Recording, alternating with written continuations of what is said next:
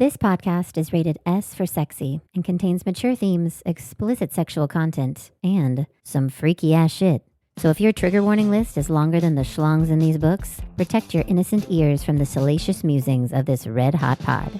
But if you're a pervy peach like us with one hand on your Kindle and the other between your folds, strap on, in, for the unhinged book club ride of your wet dreams. This is Between the Folds. Oh, and there's definitely going to be spoilers. Don't say we didn't warn you. As for the rest of you freaky little strumpets, let's get into it. Welcome to the club, a lower seat. Between the folds where the kings all meet. Welcome to the club, let's slip right through. Between the folds where literature is blue. Hey everyone, it's Lusty Lieutenant Lindsay here, your commander in literature for the week, and I'm here with Minister of Moisture, Elisa. She will not forgive you if you bring her 2D and don't give her that DP. Yep. Mm-hmm. Also, Janitor of Joyful Orifices, Jess. She's trading in her panties for vagina clothes, and I can't wait to get some for myself too. And today, Lindsay's going to give us an overview, and remember, we listen and we don't judge. Except for when we do. So this week's frisky fantasy is That Time I Got Drunk and Yeeted a Love Potion at a Werewolf by Kimberly Lemming, which I think we can all agree is an excellent title. If you're wondering what happens when you cross a busty cheesemonger and a lusty werewolf with a love potion gone awry, well, it's a good fucking time, that's what.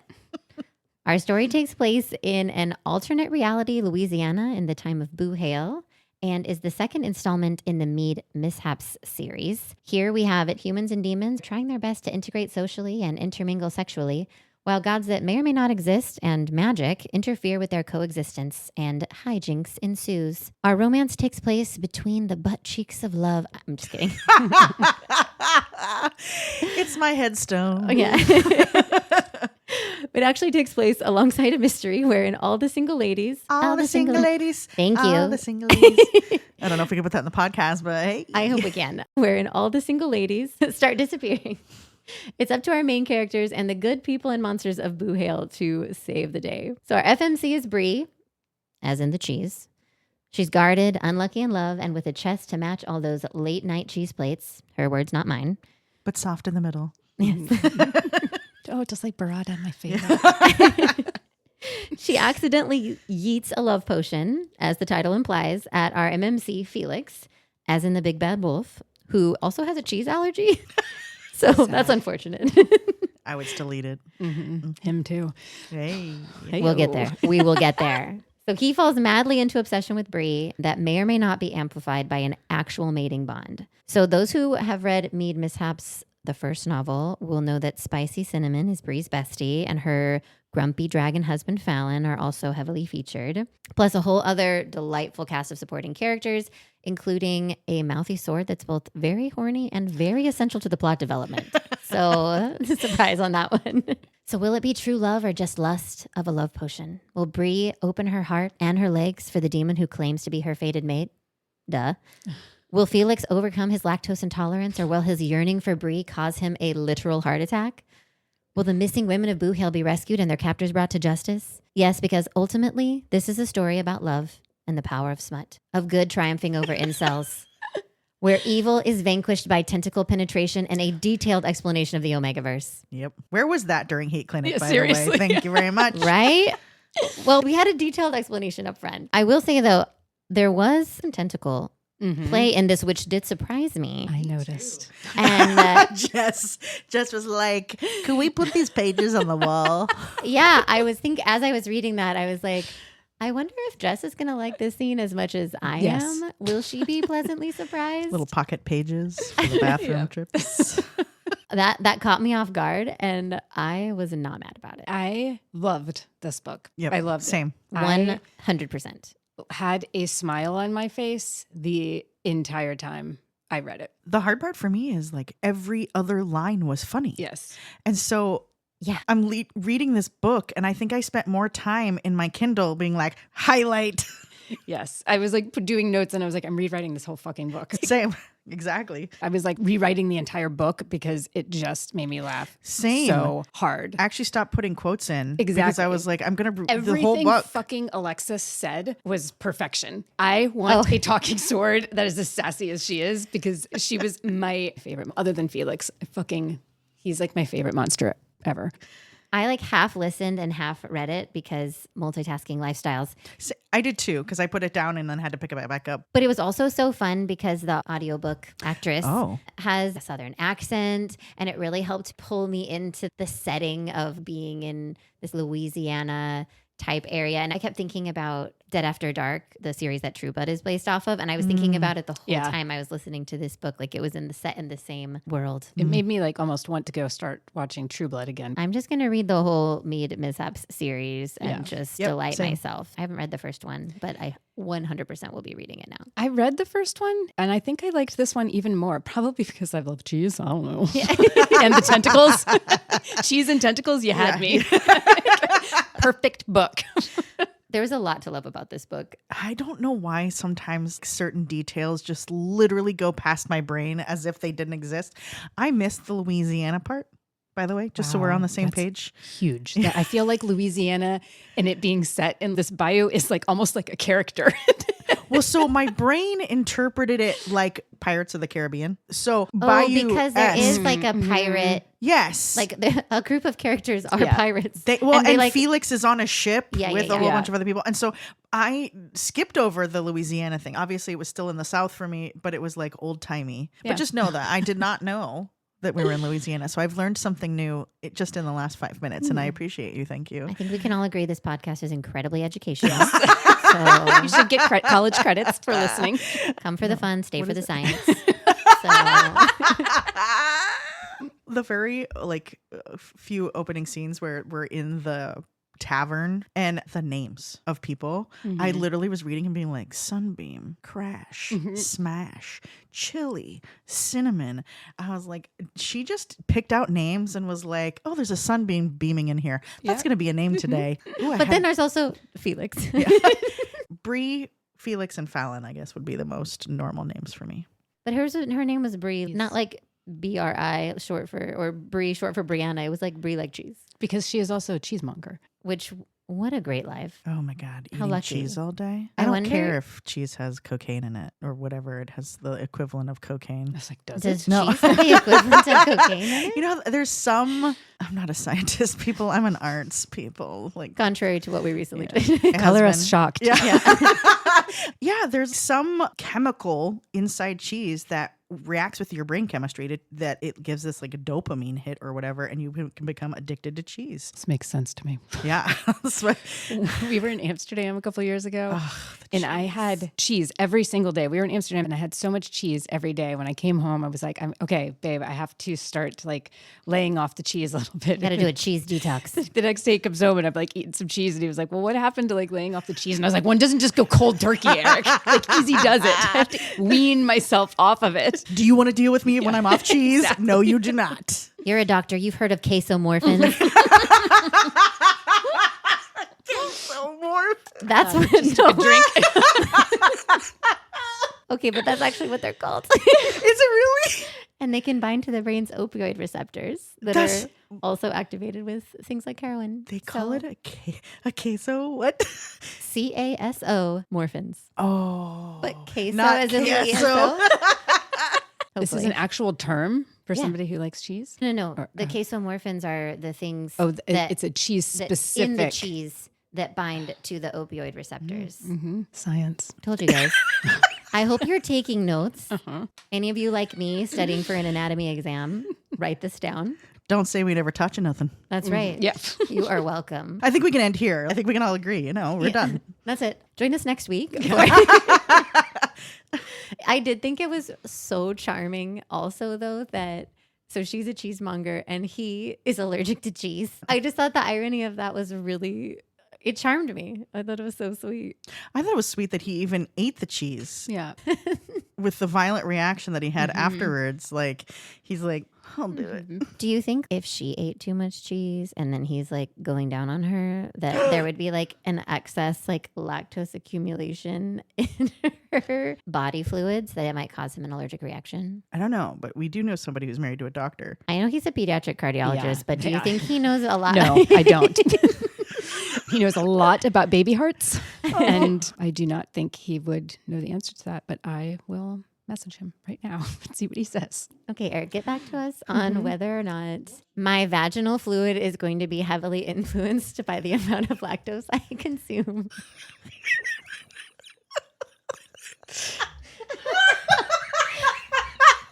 I feel like we've gone off the rails this episode somehow. I don't know how it happened. I don't know. It's just the cheese. It's the case of I would have a orphans. cheese Case of today. orphans. I legit thought you made that term up. I just want you to know that. I was so like, did that's I. really funny. Good job, Lindsay. We need to hear from a medical professional. Okay, I asked him if you had a lot of cheese, like a lot of cheese, and then someone with lactose intolerance went down on you, could they have an allergic reaction? And Eric, of course, is very technical. And so I know an allergic reaction is different from an intolerance and all of that. So he gets very particular about the language, but whatever. So he said, number one, lactose intolerance causes diarrhea. It's not actually an allergic reaction. So no. And they would have to drink a Mothman's worth of jizz to get diarrhea. He was clearly listening yesterday through the part about how That's the amazing. equivalent of jizz that a 10%. Mothman would have been 10% like of your 18 body weight. pounds. Two, I guess if you had an anaphylactic reaction to milk protein, you could conceivably have a reaction. But with the amount of jizz a normal guy produces, I think it would be pretty unlikely. I don't even know if dairy proteins could make it into semen. Okay, what do we think about some of the tropes in this book, though? So we've got your fated mates, your love at first sight. I thought Felix, the werewolf, was one of my favorite characters ever. I've never been one for like a brooding MMC. I like somebody who rolls with things a little more, who's a little less intense, who's like really funny. And his just matter-of-factness, I knew from the first minute that they were actually like fated mates. It wasn't just the love potion, which is what this whole thing is. Like he says, oh, we're fated mates. I love you. And she's like, no, it's just a love potion. And we have to wait 2 weeks for this love potion to wear off to see if he really wants me or if it's just this potion thing. I adored him and his confidence in that. And I just think we've read a couple of books over the last couple of weeks that have been these like sexy men who have just been like, yep, you might not be there yet. And that's okay. I'm going to wait and still continue to treating you amazing or going away, whatever you want from me. And I could not be more here for that. I feel like this is book dependent. And I don't know why. And I was actually just thinking about this while you were talking, because the concept of fated mates to me is such a lovely thought process in real life. Like when you walk into a room and you see someone, you're like, oh my God, I know from the way you smell. I know from the way I feel. We are meant to be together. That does not fucking happen. Or at least for 99% of the population, that doesn't happen. Well, Brie even says, this is a quote that I wrote down, even though I didn't make a note of it. She says, and while a fated mate situation would do wonders for my abandonment issues, I'm just not that lucky. Like, I think there's something to be said of just like, we're meant to be together. I don't have to wonder, is this person going to leave me? Are they going to abandon me? It's like, we're fated. This is meant to be. The story is closed here. And he's like, I know there's a love potion on board, but I can feel it deeper than a love potion. Like, I know for a fact that even if this love potion didn't exist, you're the one for me. I know what potions feel like. Because he even mentioned that. Like, I've been under a potion before. It wasn't a love potion. And he did said, oh, I think it's magnifying something or it's changing it a little bit, but I can tell the difference between these two things. I loved that the love potion was meant for humans and not meant for people of the monster variety. And so basically, in order to save his life, she has to fuck him or he might die. Literally have a heart attack and die. I thought that was a fun trope, to have to fuck someone to save their life. I'm being a hero right now. I'm coming. Yeah. I'm coming for you, literally, hopefully. And she did, definitely, many times. Okay, the other thing, in the beginning of the story, there's this dynamic, we've already talked about it, these monsters and humans, they're like learning to live together and integrate into society. And one of our demon characters comes across this book that's how to have sex with a human woman and what is human woman anatomy. And they're reading about it and going into it. And I was just like, let this be a lesson to us all. Let this be a lesson. We should all have a book like this. Give one to your friends and family. Just men don't read it. Yeah, exactly. Yeah. And by we, I mean gentlemen. Yeah. There should be a lab attached to this. Yeah. Read, we'll have lab time. Read, we'll have lab time. Yeah. This will be a course at Between the Folds University. Yeah. There's going to be a lot of science about moth penises. There's going to be some about casomorphins. That'll be what we serve. Casomorphins. Casomorphins with queso. Enjoy. The other thing about this book that I thought was amazing, we have this side quest in addition to the romance where we have like women who are disappearing, right? And there's like a mystery that must be solved. And we like finally meet our bad guys, the ones who are stealing the women. And I was like, oh, the bad guys are incels? Yeah. What? They're stealing single women to suck their magic. They're trying to into tea or raise something. this like lobster god, and they're using women's like life force, magic energy to help raise this lobster god whose goal is to basically restore the rightful place of men and the natural order of women. Totally. Literally my God. sounded like the current administration. I was like, oh, I feel like I turned the news on the other day about Totally, this. yeah. Except it's a Cheeto instead of a lobster in real life. I was telling Andrew about this story. I was giving him the synopsis because this is what we do in our free time. Yep. And he made the connection. I did not make this connection that I wonder if this is a commentary on Jordan Peterson and his lobster analogy. I have not listened to a lot of Jordan Peterson. He's a very prominent figure. He's this psychologist. He wrote 12 Rules for Life. And he has this theory about lobsters and dominance. I think one of his rules is about social hierarchies and how there's a biological basis for social hierarchy. He's an incredibly controversial figure because of some of that language, and especially because certain communities like the incel community have latched on to his teachings as a justification for their belief system. And I was thinking to myself, I was like, oh my God, is Kimberly Lemming making a Social commentary. are we back into some more socially conscious smut? I think the answer is yes, regardless of Jordan Peterson. Yeah, I mean, yes, but that's just like a little bit too close. That's too close. It must be. Kimberly, I hope you're listening. If you're listening, we've got to know. The people want to know. Because at first I was just like, oh, a crazy lobster. That's wild. But maybe it's not. I mean, a lobster is really fucking weird. That was my first thought was like, oh, that lobster god? And then just got distracted by the amazing quotes and commentary and dialogue and didn't think about it much anymore. But that feels like a little too on the nose, like coincidental. I think Kimberly, she's a mastermind. She's got things to say. We're listening, Kimberly. We're listening. Also, Your face was so serious. I was like, oh my God, are you having a stroke? I take this very seriously because how does she defeat the lobster god monster Jordan Peterson? I know. This is the best thing with her smut books. He was in her brain, and this lobster god was trying to possess her because he needed a body. And she just started thinking about all the smutty scenes that she's read in all of her books. And he got so panicky and just freaked out. And that's what ultimately defeated him.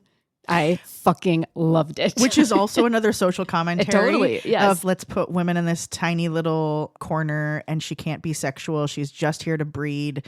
And suddenly, if she has all of these sexualized thoughts and empowering thoughts that gonna He can't handle it. It literally broke his mind. Vanquished by the power of smut. I was just like, this is the greatest hero of our time. Kimberly Lemming. Kimberly Lemming is the hero of our time. She is the hero of our time. I mean, I loved the concept of the fact that pushing yourself out there and smut and like owning your sexuality, all of those pieces are the thing that defeats this incel mindset. The incel cult. And all the women rise up together. All the women who are imprisoned and having their energy sucked out, they free themselves and start attacking this cult community in order to set themselves free. Yep. They help each other out. They figure out who can do what. We've got our talking sword. I was going to say the sword was an integral piece. Yeah. That sword. My favorite scene, can we just talk about this for a Yes, second? please, yes. Is when they threaten the sword with smearing shit on it to clean it. I don't know why I thought that was so fucking funny. When she's like, no. Well, the same too, right before where they were like trying to get this talking sword to talk to give them information. And so first they started whacking a tree. Yes. And her quote was, "This is not my intended purpose. I cut flesh and emotions. This bark will dull my blade." I thought that was so funny. She was a little sassy. Everything that came out of her sword mouth. I don't know. Where Did is they the just, sword like- mouth located, by the way? Yeah, I have no idea. In the hilt, I think. I know we were talking a lot about lines. Oh my God, the lines in this book. My favorite line. Yes. And first of all, and I'm not kidding, I had probably 25 of these lines, just one-liners. I'm just going to whip through a couple of them. Please do. Okay. Number 1. My tits were most definitely not built for murder. Shit. That was so great. And then you smell like old cheese and a mother's regret. I thought that was so fucking funny. I identified with this quote so strongly. One perk of being a woman of weight is that you often have the chest to match all of those late night cheese plates. I'm sure that you have this on there somewhere. Damn it, Brie, get a hold of yourself. You're just a little dickmatized. It happens. You can still keep your head about this. That's what she thought right after they had sex, and it was just mind-blowing. Dickmatized. I love it. Yeah, I put that in the euphemisms category, but as like a euphemism that I love, I was like, dickmatized? We can use that anytime. And the tentacles thing came in because at first they're trying to break him out of this love potion. So she tried to do some kind of spell, and instead the spell conjured these shadow tentacles. And so that was the first sex scene. And those tentacles went everywhere. And then so later in the book, they're eating these pies together, and sweet little Felix, in addition to being lactose intolerant, also couldn't take a lot of spice. And she's like down in these spicy ass pies, and his mouth is burning off. And he was very worried about what was going to happen on the other end. And she said, it can take a tentacle. It can take a pie. I put that in there too. Even like down to little phrases that like people would say. I can't remember when Brie said this, but it was like her exclamation. She was like, "Oh, sweet dancing baby goat." Yeah. There's just all these little phrases that are peppered in throughout. I do all those too. Not quite that funny, but instead of swearing, motherfucker, I'll be like, mother of pearl or fudge monkeys. Actually, I taught high school and middle school choir and drama for a few years, and I used to say poop on a stick. And I'd be like, well, that was poop on a stick. Or, oh, poop on a stick. I forgot something, right? And so it was like my euphemism.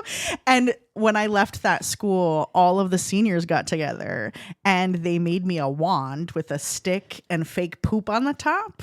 It was the cutest fucking thing ever. But yeah, so like I identify with little isms because I do a lot of them where I try not to swear because I'm a potty mouth. I was not allowed to use any kind of swearing language or any kind of even replacement swearing language. Like there was no darn or dang. Like, we couldn't. You grew up even in the go. wrong part of California. Is Yeah. really what I'm saying to you. So I prefer to swear now, and I enjoy it very much. But in this book, I also enjoyed the swearing replacements. Yes. Because they were so charming and they really like fit with the theme of the book so well. One thing that was really cute to go to Jess about your love of Felix is that he was like a big puppy. And I feel like there's a theme developing here with all of these books that we're reading, is that we actually really enjoy the softer For sure. main male characters than the ones who are like slap you and degrade you and then be like, hey, although there's a place for that. But one of the quotes, a low thumping sound knocked against the porch railing, but it was too dark to see what it was. All right, he said. Is your tail wagging? I asked. No, the thumping stopped. He was strangely adorable for a monster. Yes. I like that level of, is your tail wagging? Is your tail wagging? No. Yeah. And then it stopped. The first time she said that she told him that she loved him, and then his tail went crazy again, and then he like accidentally shifted because he was like so overwhelmed, and then described him as holding his tail back because it was wagging so hard, and I was like, it was so cute. But at the same time, like, man had some good dirty talk. Yeah, he did. There too. He wasn't soft. He was No, just totally. Like, he definitely wasn't soft. Neither were those tentacles. Shadow Ayo. tentacles. I just thought the way he spoke to her was so straight and sweet, and I adored him. I don't know. I can't remember where this is, but the line where she talks about suffocating him if she sits on his face. Oh, yeah. Shit. I had that pulled up somewhere too. Here it is. I brought her to sit on my face. She braced herself above me, hovering her cunt just out of reach. Sit down, love, I ordered. She lowered herself a little more, then yelped when I smacked her ass. I said sit. I'm heavy, she scolded. Do you enjoy suffocating? Because this is how you suffocate. Woman, if you don't sit down and come on my tongue. Ayo. Hello. Don't have to tell me twice. She was like, I'm heavy. Do you enjoy suffocating? I mean, do we want to talk about our most rereadable scenes? There was only 2 sex scenes in it. There's the tentacle scene. Yep. Then there's that scene where The picnic. there's the picnic, but is the tentacle scene the same scene where they basically fuck all night? Yeah. And then it's the picnic? Mm-hmm. And then, yeah, I think that's it. Oh, and then there was a masturbating chapter, which I'd love a good masturbating point of view from a guy. I love it. Yeah, that one like surprised me. I was like, oh, Yeah. yes. Okay, keep going. Keep going, Felix. Don't stop. So yeah, the two sex scenes, the tentacle scene and the picnic scene, I thought they were Pretty good. Yes. both. That first one I Excellent. would reread. That was I thought that was the most rereadable scene. But honestly, it was like the quotes that Yes. keep me like coming back. Just the way like things were written. That for me, it was so relatable. Some of the dialogue was like straight out of things that go on in my head in the world. In the world or in the bedroom? What are you talking about? Well, probably both. Both. But nothing about tentacles thus far. Boo. Haven't had to talk about them in the real life. I think it would be hysterical if you were in a sexual situation. I'm just looking at this quote. If you're about to have sex and it's like, did your kraken take you gentle and slow? Can you imagine just like, all right, we're about to do this. Unfortunately, we can't have sex with tentacles. I mean, There's lots of tentacle vibrators. there are lots of tentacle vibrators. I suppose you could find yourself in the Tentacle ocean whips. and try to seduce an octopus. I've actually legit never looked up tentacle vibrators. Are they all clitoral stimulators? No, Or that's what I have not seen yet. They look a little, I have not bought one because they look a little scary, honestly. Oh, Like everyone, I'm okay. like, how is that? It looks like it's going to gut me. Unless you're going to seduce an octopus, you're probably not going to get a real life tentacle sexual experience, no. which is devastating. But I suppose you could role play a tentacle. And that's kind of what Felix does in this scene is he's like role playing this like Kraken fantasy that she has because she reads monster romance. But then he just also happens to have real magic tentacles that he's able to utilize. I thought that the sex scenes in this book were really hot. I think the level 100%. of description and how it happened and the way they were feeling about it, every description I thought was so like, hello. Yes. Thank you very much. And they may have been short in sex scenes, but it was not short in intensity. And you know what? I'll take it. I'll take a good sex scene over 400 of them that I was like questionable. Exactly. Or also like the level of yearning too, Yeah, and yeah. commentary. Like there's nothing that annoys me more, especially when you're reading, you're immersed in like the romantasy world and the level of like self-hatred oftentimes characters have that come from trauma as they are going through things has always felt very heavy-handed for me, especially when you're hearing somebody's self-talk be about, I'm worthless, this is awful, this is my fault. I'm just like, okay, we get it. And what I loved about this character is she was very strong, but she also was like, okay, yep, I have abandonment issues. And her best friend would call her out on having too many walls up. And she was very aware of that. And I just think that just shows a level of growth that she was just like, okay, yep, I know I've got some abandonment things here. I'm working on that. What's a small way I can start like taking responsibility for this or opening up? I mean, what are the odds? And I think this is her argument that the exact moment that you get hit with a love potion is the exact moment you look at me Yeah. and you know we're fated mates. I think she had some like very healthy skepticism Yes. about what was going on here. And she was able to talk about that. And even though it's a short book, you also see her slowly like softening Yes. with his persistent affection that he shows her. And she like slowly starts to open up and be like, okay, I think I can trust this. See, this is like my story because this is essentially what Ryan did when we were first dating. I wouldn't say I have walls. I'm just a very private person, but I'm not. Like if you ask me a question, I'll tell you anything. I don't walk around sharing every thought I've ever had. Anyway, and so when you come around me, I'm like, okay, let's just see how things go. And I needed an invitation, not a demand. And I think that's kind of what Felix does, which is it's an invitation to come and join me. And for me, I will melt quicker than butter on a hot stove if you invite me in. But if the moment you push me into anything, I won't do it.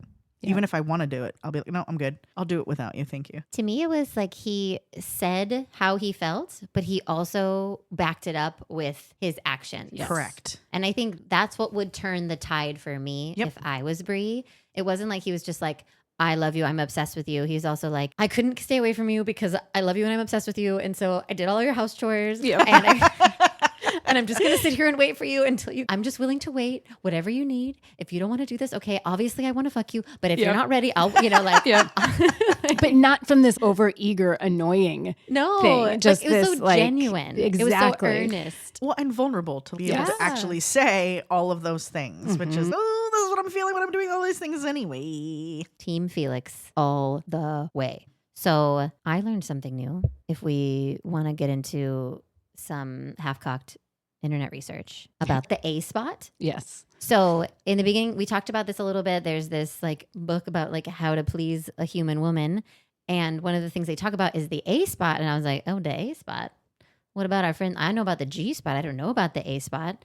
Did you guys know about the A spot? I did not. I don't remember the A spot. So the A spot, unless I took this from another book, but I'm pretty sure it was this book, is the anterior fornix erogenous zone. It's similar to the G spot, but it's a little bit deeper. So if we want to get into our anatomy, we have the vaginal canal, and then we get up there at the top, we get the cervix that's like protruding into the top of the vaginal canal. And the A spot and the G spot are both on the anterior vaginal wall, and the A spot is up higher and the G spot is lower, more towards the vaginal opening. As I was reading this, I was like, I wonder if in my life that it's been the A spot and not the G spot that I think has been stimulated, because it's usually stimulated with deeper penetration. And then I was like, I think I may have been wrong this whole time. And I've been hitting the A spot and not the G spot. But then I was like, also, I know we talked about the cervix hitting, and I was like, maybe people are not actually talking about the cervix. Maybe they're talking about the A spot that's being stimulated. That would make sense. The A spot was discovered by this researcher in a 1997 study, which was basically yesterday, when I graduated high school, in which women reported more arousal and lubrication following 10 to 15 minutes of stimulation of the A spot. Going back to being a real person for Brie, she's neurotic, and I identify pretty hard at the like neuroses that she has.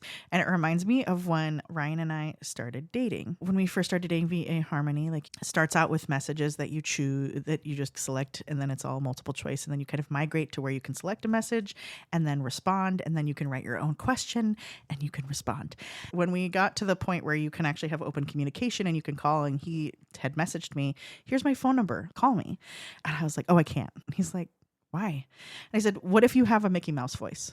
He was like, what? And I was like, well, what if you have a high-pitched voice? I don't consider myself vain, but that is the one area that I will not be able to deal with. And he was like, well, I don't think I have a Mickey Mouse voice. And I was like, you could have a Mickey Mouse voice and just not know, and all the people around you just ignore it. You're like, this could be a thing for you. And he was like, well, I don't think so. And he was like, okay, well, you have my number when you're ready. 2 weeks later. And so finally, I was like, oh, God, I've got to get over this. And I love so that 2 weeks is like your neuroses, like My standard. gestation period. So then I sent him my number, and I was like, okay, call me. Okay, Mickey Mouse. Yes, okay. Call me when you're ready. So he called me, and I was like, hello. And he was like, hi. And I was like, oh, thank God. I was like, I just can't hang out with Mike Tyson. That's just one of those things where I can't talk about this. So anyway, yeah, like identifying with a neurotic character is in my wheelhouse because I am neurotic. So in the story, I think it's Cinnamon and Brie that are talking. And Cinnamon says, you broke your last suitor's heart because what was it? You thought he ate tomatoes weird? Who eats a whole tomato with a spoon? Just bite it. That's a perfectly valid reason to end a relationship.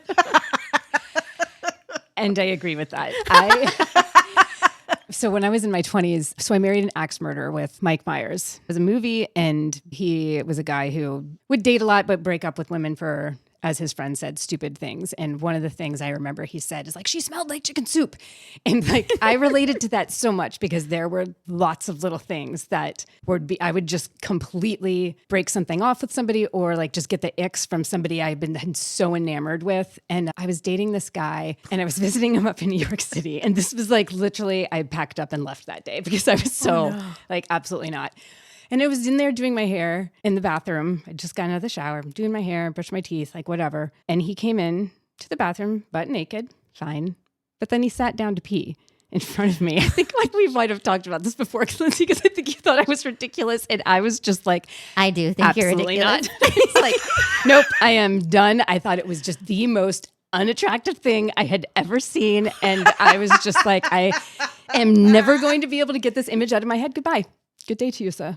Wow. Yeah. I'm really lucky that I didn't marry an axe murderer because I think I have a very high tolerance for peculiar behavior. Once you're in the circle, I'm totally fine with you having peculiar behavior. When you are outside of that circle and we are just starting, I'm looking at everything you're doing and being like, I am an ENTJ. Oh, I'm a J-er. I'm so sorry. It's real. Well, Andrew eats like he's in prison, and so What does that mean? It's like Out of somebody's ass? It's What? like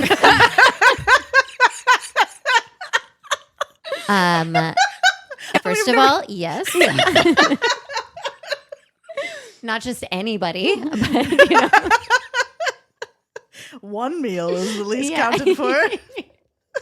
No, but it's like knuckles up, gripping a spoon, and then like a shoveling motion. Is that prison eating? Okay, well now I know. I've learned something new. Well, I want to transition us in honor of the title of this book to a quick round of Fuck, Marry, Yeet. I'm so excited. All right, cheeses. Fuck, Marry, Yeet cheeses. Cheddar, feta, and Parmesan. Easy. Well, I would eat feta because I can have goat cheese in replacement. So no big issue for me. And I would marry Parmesan. And then I would fuck with cheddar. Fuck with cheddar.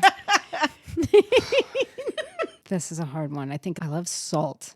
So I think I need to marry Parm so I have enough salt in my life, and I'm gonna fuck with cheddar with you. We can set up a calendar. And man, I guess I'm gonna have to eat feta, even though I fucking love feta. I do too, but again, there's other replacements out there. Well, I'm going to fuck feta. I'm going to marry Parmesan, and I'm going to eat cheddar because cheddar is too boring. Bye-bye. Ugh. Bye, Sharp cheddar. aged cheddar. I have flirted Yes. for free aged sharp cheddar in Wisconsin. No lie. Totally. No lie. I flirted my fucking face off and got a whole little thing of Yeah. 10-year aged sharp cheddar. Yep. Yeah, there's not a lot I wouldn't do for some yummy cheddar. Okay, fuck, marry, yeet, pet names. Pet names as in a term of endearment. Lamb, baby, and honey. Baby has always been, babe is what Eric and I say, but you're telling me that can't be an option, or can it? No, It has to be strictly baby. it's baby with a Y, not babe. Baby. I mean, if it's Felix calling me a pet name, I'd love a lamb. I'm marrying lamb. I'm eating baby. I'm fucking honey. Oh, interesting. I am marrying lamb, fucking with baby, and yeeting honey. Yeah, I think actually I might be eating honey too, because honey reminds me too much of a older Southern grandmotherly type. Oh, honey. Yeah, not a like sexy. It reminds me of being in a restaurant with, like Maeve, and she's from the 1980s, and she's got the big do, and she's got, like the smoker, and she's like, "What do you want, honey?" Yeah, exactly. That's what that reminds Yep. me of. Okay. Well, we are definitely eating honey now. Okay, monster sex, accoutrement, fuck, marry, Tentacles. yeet. Okay, sorry. Those are not an option. What? Because she already knew your choices. I know, right? Yeah. We're trying to open our hearts to other things. Boring. So we've got That's not my heart. Yeah. You're putting it in the wrong place. Lower. so we've got nodding, Oh, yeah. fangs, Hmm? and a tail. I can do this so easy. I'm marrying nodding. I am fucking with a tail. And I am yeeting whatever else you said. Fangs. Fangs. Fangs, yep. Don't eat them. I'm marrying a tail. I'm fucking fangs. And I might be eating nodding. Because This a is- tail, you could use this multiple times, all the time, as long as it's clean. Not like last time where they were just dragging it on the floor and then sticking it in things. Really haven't gotten over that from the Dragon's Bride. But yeah. You need to let that go, Jess. I cannot. And also, if you needed something, if you wanted to be feeling like you were being knotted, you could use the tail to wrap around something and get a little like fancy there. And then What if it's Fangs a thin just- little tail? then you double up. Double your pleasure. Just keep going round and round. Yeah, fangs just sound like protective, sexy, hot. I think this is the perfect round because I think we are all picking something different. So I'm going to fuck the knot. I'm going to marry the fangs and I'm going to eat the tail. That's Valid. it. I'm standing by it. Okay, so I have some important questions for you guys. The first one is, if you were a cheese, what kind of cheese would you be? See, I think the type of cheese I would be Parmesan because it's so salty. And I do this weird thing when Eric gets out of the ocean or if I've been in the ocean, I'd lick him. It's not even a full lick. It's just a tiny little, just like resting my tongue on the skin just to taste the salt. And so if I was a cheese and I was Parmesan, I would give myself little nibbles and licks all day. Okay, I'm a little freaked out by what you just said. And I'm processing very slowly over here. So wait. So you get out of the ocean, like on the beach. We've got water dripping off of us, and you're like, oh. No, wait till it's dry. Because it's like, it's not, it's, I like it when it all Do you know how dries much off. poo is in the water, Jess? Just do this. The poo is probably smashed in your mouth. And yeah. Okay, you do you. I want to get you a salt lick for Christmas. Shit, I would love it. Oh my God, that would be amazing. I am 1000% a truffle Gouda because I'm a strong flavor. Not everybody likes me, but the people who do will put me in their mouth anytime. So truffle Gouda, baby. I fucking love how literally I took this question. Like, thinking to be made out of cheese. Like, what kind of cheese would I want to be made out of? And now I'm understanding maybe that's not what you meant. It was open. My question still stands, though. I mean, my answer. It was open to interpretation. Yeah. Oh, that's so good. Yours was so focused on you, right? Just like I would eat myself all the time. And I feel like that's legit. Yeah. Well, I want to be a cheese that I like. Correct. Also, right? Just as a person. Gouda truffle, like truffle Gouda is like my go-to cheese. I will put it on fucking crackers and then popcorn with like truffle and anyway, continue. I agree. The truffle Gouda is delicious. Yeah. To me, I'm also a Gouda, but not a regular Gouda. It's got to be an aged Gouda because aged Gouda, it's a bold flavor. Yeah. It's bold, but it's smooth and crunchy. it's well loved. It's like a little bit salty. It's got some zing and It's harder. It's pretty tough. Yep. You know, it's a harder cheese, but still delicious. Okay, demon alter ego. You have to be a demon. And demon is in this world where anyone who is a monster is a demon. What's your demon alter ego? Can I be Ursula? Yeah. So a sea witch. Yeah, I would 100% be a sea witch. I thought about being a siren. So I want to be a siren because I just love the idea of having a voice so beautiful that people just like throw themselves into Or the ocean for dickmatized. it. Yeah, they're dickmatized by the sound of your voice, but that's not the reality that I live in. But I do love it for you. I would be Loki. I love the idea of just fucking shit up and causing mischief and mayhem and then just dipping. I have too much responsibility streak in me, but that would be fun. I want to be a succubus. Ooh. Where you just go into the dreams of men and seduce them into your whims. I have a few more questions for you guys. So the question is, which one of us do we think is most likely to find themselves in a knot and get stuck and not be able to get out of it? Lindsay, because you're the one that loves knots the most. Yeah. You Yeah. can't get trapped in one though? Are we talking like knotting? Yes, yes. Okay. Yeah, and like then not be able to get You out? you got knotted up real good by Felix or whoever else. I wonder if it comes out like this. Yeah. It's more like a suction gun. Yeah. Did we just harmonize slurps? That happened. Harmonizing slurps all around the world. That's our new tagline. I like it. I think I would be the most likely to panic. I'd have the initial panic of being like, what the fuck do I do? Oh my God, oh my God. And then I'd be like, okay, we're going to do this. I would initially be like, is this ever going to come out? What's happening? What if we're stuck together? Oh my God. Yeah. This is where my neuroses would come out. Right? 100%. And then I'd be like, no, we're fine. Just wait. An indeterminate amount of time, it's going to be fine. Yeah. Okay. I feel like from what I know, I feel like you would also be like, get this fucking thing out of me right now. Oh, yeah. She's looking at me, by the way. Yeah. Yeah. And then you'd figure out a way. I would probably just like, yeah, Lindsay would just be like laying there, I'm like sorry. in a little sugar glider. Oh, you're going to just hold me with this knot inside of me. I love it. Thank you. Never Forever? leave. I would be like, but where are you going? Why is She would have tied the knot up herself to make it like, she's not stuck. She's choosing to be there. No, he's stuck. Yeah, exactly. Exactly. I'm sorry. Did you think your knot was going to Yeah. go down? What? No. No. Did I tell you it could do Does this little squeeze help? Okay. Who of us is most likely to reject their fated mate? Jess. I was also thinking, Yes. like, you can't tell me what the Exactly. fates have to say. Totally. I think you and I are able to like extend a little bit of awkward grace in the beginning. Yeah, I would definitely. Did you just fucking pee sitting down? I'm Yeah. out. I'm out. Can I sever this bond? Yeah, no. Please, severed. Bye. Okay, which one of us is most likely to have sex with someone under the influence of a love potion? Me and you, Lindsay.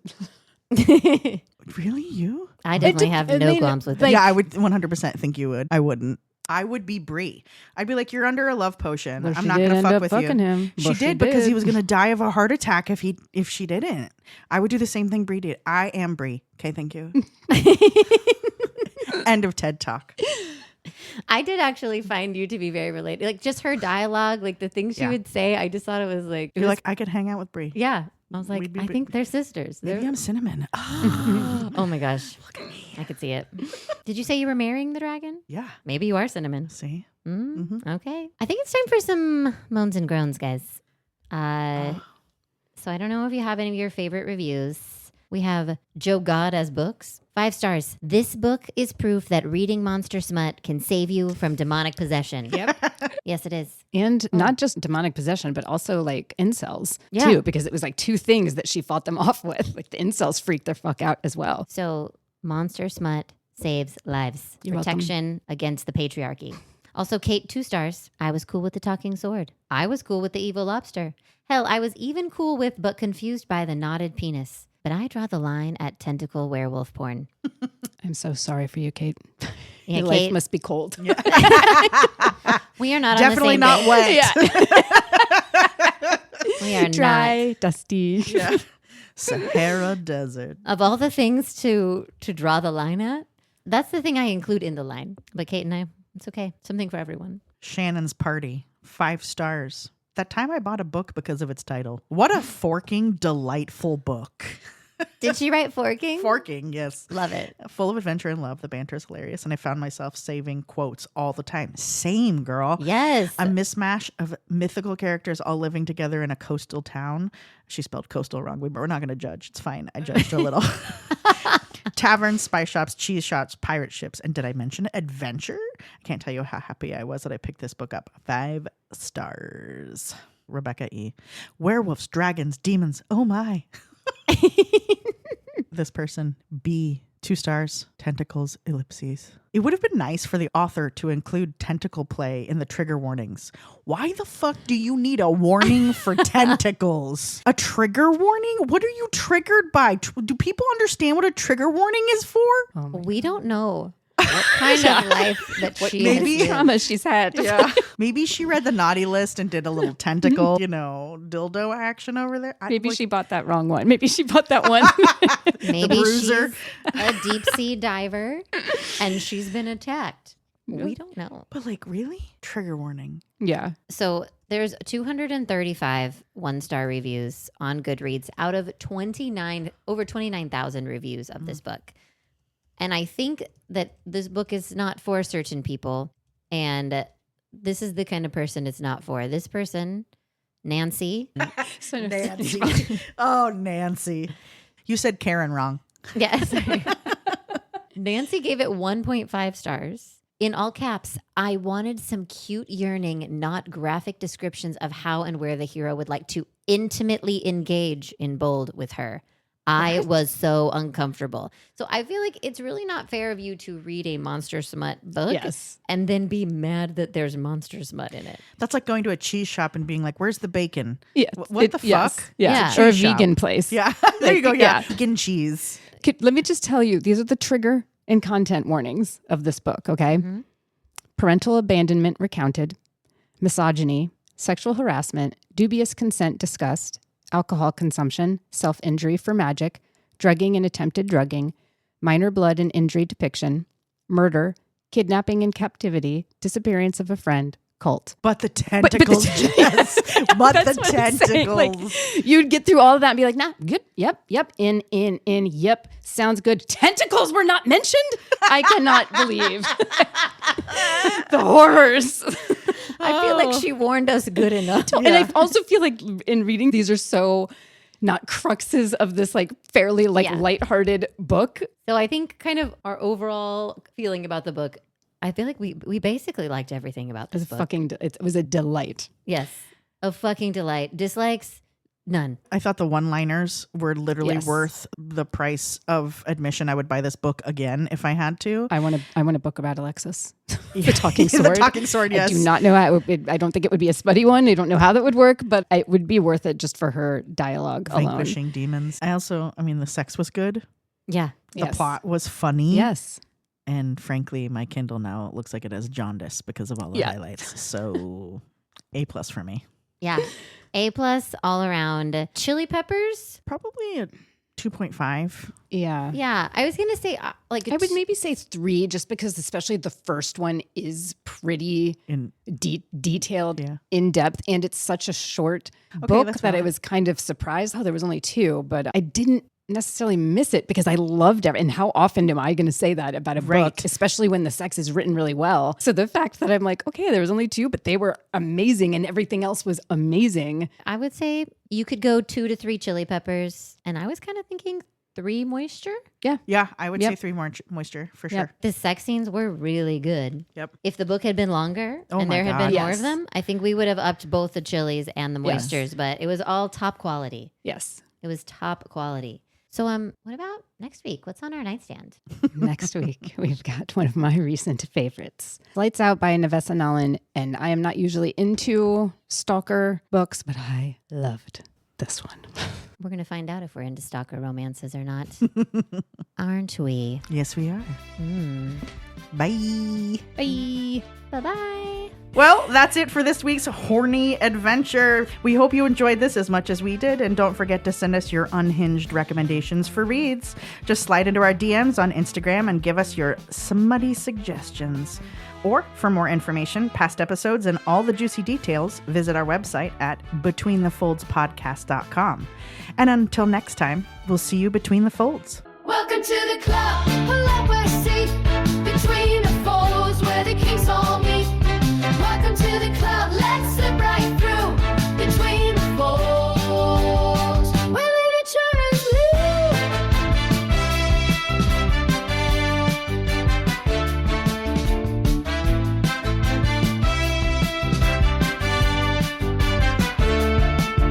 This podcast is for entertainment purposes only. The views and opinions expressed are our own and do not reflect those of the authors, publishers, or any affiliated parties. We are not affiliated with or endorsed by any of the authors, publishers, or products mentioned. Yet. Listener discretion is advised due to adult themes, language, and content.